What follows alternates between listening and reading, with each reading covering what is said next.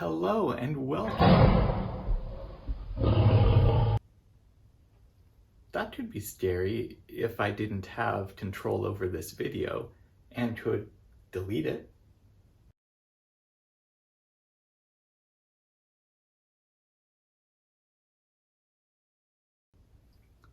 But we don't normally have that much control over our lives.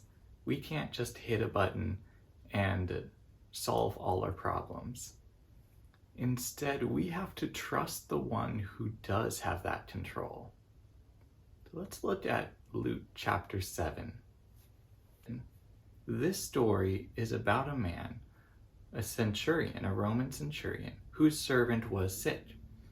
And it says, when he heard of Jesus, he sent unto him the elders of the Jews, beseeching him that he would come and heal his servant. And when they came to Jesus, they besought him instantly, saying that he was worthy for whom he should do this. For he loveth our nation, and he hath built us a synagogue. So let's get this point straight. This Roman centurion had a need and was going to make a request to Jesus.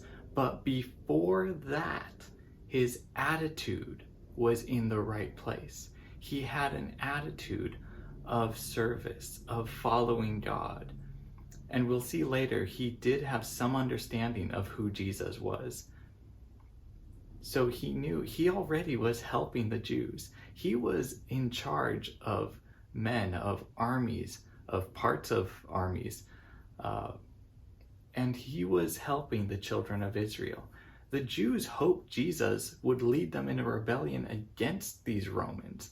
But here's this man serving God, or at least serving the people of God. He didn't start serving or start doing something that God would like because he needed his life to get better. His life was fine. He was serving God because it was the right thing to do, and now he needs a request. So let us jump over to Matthew chapter 8. And when Jesus was entered into Capernaum, there came unto him a centurion, beseeching him, and saying, Lord, my servant lieth at home, sick of the palsy, grievously tormented. And Jesus saith unto him, I will come and heal him. So here's the request. This centurion, he has a servant, someone who could be replaceable, someone who is expendable, who he doesn't need to pay so much care for. And we don't know if he went to other doctors, but as soon as Jesus was in town, he went to him. He cared for even his servant, perhaps the lowest man in the household. The centurion answered and said, Lord, I am not worthy that thou shouldest come under my roof, but speak the word only, and my servant shall be healed. For I am a man under authority, having soldiers under me. And I say to this man, Go, and he goeth. And to another, Come, and he cometh. And to my servant, Do this, and he doeth it. When Jesus heard it, he marveled, and said to them that followed, Verily I say unto you, I have not found so great faith, no, not in Israel.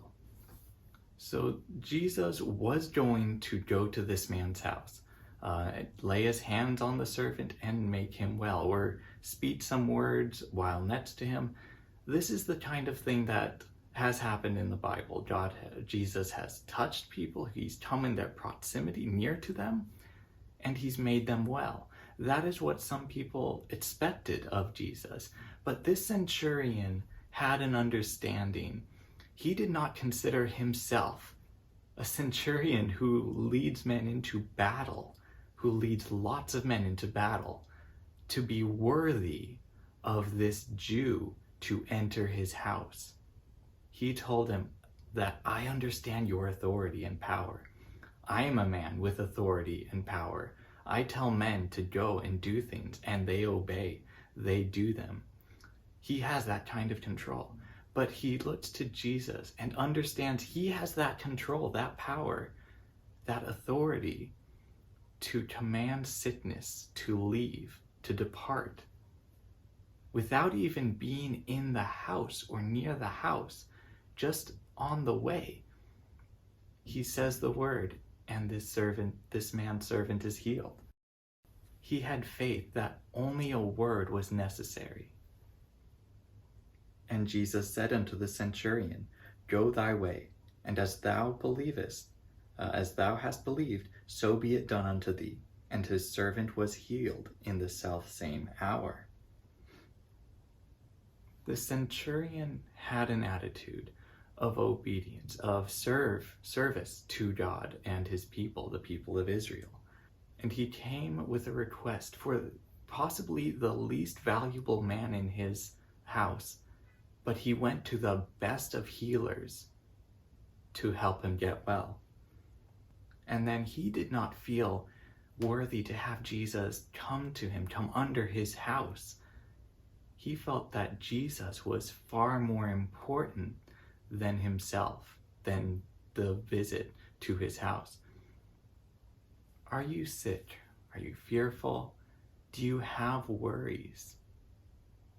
The centurion went to Jesus as soon as he was available, as soon as he was in town. We have access to Jesus every day. We can go to him any moment, take our request to him, no matter how small. This Roman centurion brought the matter of his sick servant to Jesus. How small are your worries? Do you take every one to Jesus? In a moment, he can hear them and respond. Sometimes it's yes, sometimes it's no. Sometimes we wait a while, days, weeks, months, years even. But Jesus cares and loves us. Let's look at one more verse. Humble yourselves, therefore, under the mighty hand of God, that he may exalt you in due time, casting all your care upon him, for he careth for you. Jesus loves us and wants what is best for us. Unfortunately, most of the time, we're not going to find that here on earth, but we will find it at the end of all things when we meet him in heaven. But for now, let us trust him. Let us cast our cares on him because he cares for us, even the smallest of our needs. So I thank you for joining me today and hope you have a wonderful rest of your Sunday. Until next time.